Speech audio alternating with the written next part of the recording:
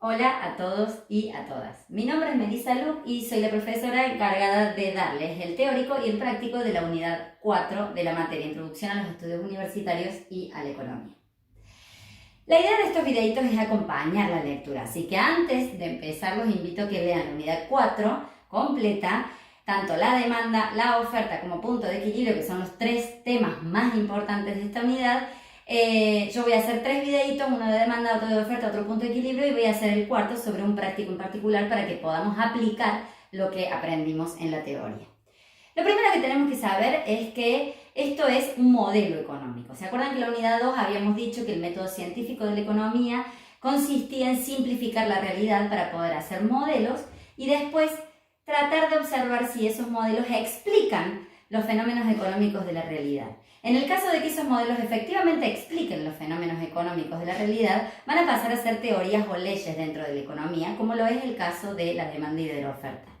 Pero obviamente aquellos modelos que no reflejen lo que sucede en la realidad o que no nos puedan explicar lo que sucede en la realidad van a ser descartados por la disciplina. Así que empecemos de lleno con el modelo de la demanda y de la oferta. Lo primero que tenemos que decir es que este modelo tiene supuestos.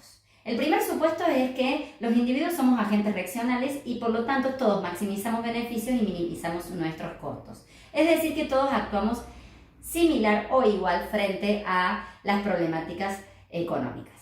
El segundo supuesto que es importante que ustedes entiendan es que vamos a estar analizando mercados que existen en sistemas capitalistas. Es decir, que no vamos a estar analizando aquellos mercados que en realidad no existen en los sistemas de planificación centralizada, ¿sí? Simplemente nos vamos a abocar a aquellos países que funcionan dentro del sistema capitalista. El tercer supuesto va a ser que este modelo se basa en un mercado de competencia perfecta. ¿Qué quiere decir esto? En el mercado de competencia perfecta hay algunos supuestos más. El primero es que los precios lo determina la intersección o el cruce entre la oferta y la demanda, o mejor dicho, lo determina el mercado. Quiere decir que ni los productores ni los consumidores pueden afectar los precios en estos mercados. El segundo supuesto que va a tener es que hay información perfecta, es decir, los consumidores y los productores tienen exactamente la misma información y todos toman decisiones según esa información. Y la tercera, pero no menor, es que existe un fácil ingreso y salida del mercado. ¿Qué quiere decir? Que es fácil ingresar como vendedor y como productor en estos mercados y es fácil también salir de estos mercados. Un ejemplo para que ustedes más o menos tengan una idea, aunque en la realidad no existe ningún mercado que actúe exactamente como este modelo lo hace, existen algunas situaciones que son bastante similares, como por ejemplo las verdulerías o las carnicerías. En general no hay mucha diferencia de precio entre una y otra, pueden estar atadas a la calidad, pero es raro, sobre todo si están cercanas en espacio, porque obviamente que una persona puede elegir ir de una verdulería a otra dependiendo del precio de los bienes y la calidad que estos tengan.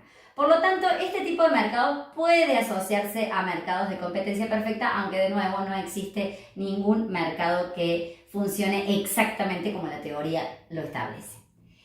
Dicho esto, lo que vamos a tener que pasar a otro supuesto que no anoté y que es importante es que vamos a estar en situaciones en donde no hay inflación. Este supuesto es más que nada para quienes vivimos en Argentina, estamos acostumbrados a hacer cálculos dependiendo del índice de inflación que hay mes a mes con respecto a nuestros consumos. Dicho esto, estamos en una situación que claramente no es real, pero que nos puede permitir entender lo que sucede en la realidad. Lo primero que tenemos que saber es qué es la demanda. Para la economía, la demanda está más asociada al concepto de consumo que al concepto de deseo. ¿Qué quiero decir con esto? En realidad, la demanda en la economía, en estos modelos, va a estar asociada al hecho de ir a satisfacer una necesidad a un mercado. Lo que quiere decir es que voy a intercambiar dinero por un bien que necesito para satisfacer una necesidad. Y eso es lo que en economía se entiende como demanda. ¿Cuál es la diferencia con otras situaciones? Por ejemplo, yo tengo una huerta en mi casa y muchas veces me alimento de ella. Yo estoy satisfaciendo una necesidad, pero no estoy ejerciendo el consumo como lo entiende la economía. Es decir, no estoy yendo a un mercado y no estoy intercambiando bienes por dinero. ¿Se entiende? Por lo tanto, de nuevo, vamos a estar hablando de situaciones bien particulares y no de cualquier situación en la que se satisfagan necesidades. Lo que se ha observado a lo largo de la historia de la economía es que generalmente los individuos reaccionamos de la misma forma a cambios en el precio. Cuando somos consumidores y aumenta el precio, vamos a estar dispuestos a consumir un poco menos de ese bien. ¿Sí? A esto la economía lo va a llamar ley de demanda. Fíjense que yo les había dicho que los modelos son simplificaciones que si se comprueban pasan a ser leyes. Este es el caso típico de un modelo que se observó su vericidad en la realidad y que se hizo una ley. Generalmente, mayoritariamente, cuando aumentan los precios, no por problemas inflacionarios. Acuérdense que suponemos que no hay inflación, pero cuando aumentan los precios por otras razones, va a caer la cantidad demandada de ese bien para los consumidores. Pero cuando hablamos de la ley de demanda, lo que estamos diciendo es cuando nos movemos por la curva de demanda, que va a ser esta que está aquí. La curva de demanda va a tener pendiente negativa y las variables que la van a afectar van a ser justamente precio y cantidad. En los ejes, en economía, se pone la cantidad en el eje de las X y el precio en el eje de las Y. Fíjense que hasta ahora hemos estado diciendo que la variable dependiente de lo que estemos observando tiene que ir en aquel eje y en cambio la variable independiente tiene que ir en el eje de las X. Bueno, en este caso es exactamente al revés. Es la excepción en nuestra disciplina. Es el único modelo que tiene invertidas las variables dependientes e independientes en el gráfico. Y necesariamente tiene que ser así para que la pendiente nos quede negativa. Trasciende las razones de por qué esto es así, pero por favor quédense con esa idea. En el modelo de oferta y demanda las variables están cambiadas en los ejes, la variable dependiente e independiente, a diferencia de lo que hemos venido viendo hasta ahora y de lo que vamos a ver después de estos modelos. Otra cosa que hay que tener en cuenta para poder entender la ley de demanda y cómo funciona la demanda dentro de los mercados es que cuando varía el precio yo me voy a mover sobre la recta, como les dije recién. Y esto quiere decir que si aumenta el precio, fíjense, si aumenta el precio, lo que va a suceder es que la cantidad que estoy dispuesta a demandar va a ser menor. Por lo tanto, cambios en el precio generan cambios en las cantidades demandadas.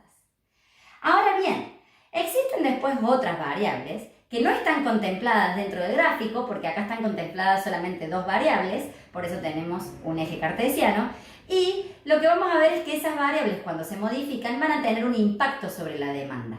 Y fíjense que ahí ahora dije un impacto sobre la demanda. Y esta es la clave. Cuando cambia el precio del bien que estoy observando, cambia la cantidad demandada. Cuando observo alguno de los determinantes que modifican la demanda, voy a hablar de cambios en la demanda. Se dan cuenta que no es lo mismo cantidad demandada que demanda.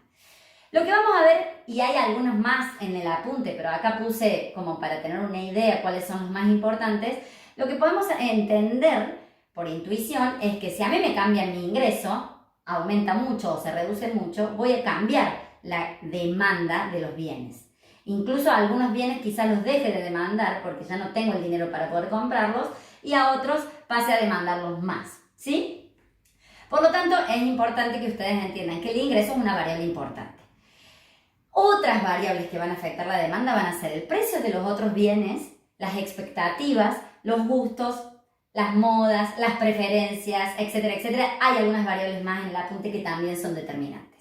¿Por qué el precio de los otros bienes? Supongamos que a mí me gusta consumir mucho mate, pero estoy dispuesta a consumir menos mate si la yerba está muy cara y pasar a consumir más té. Bueno, obviamente que el precio del té y el precio de la yerba mate están relacionadas en Argentina y por lo tanto, dependiendo de cuán caro esté alguno de los bienes, voy a irme a consumir el otro bien. Es decir, son bienes sustitutos entre ellos, ¿sí? Y por lo tanto, lo que tenemos que poder entender es que cuando alguno de estos determinantes cambia, la demanda se va a desplazar o hacia la derecha o hacia la izquierda.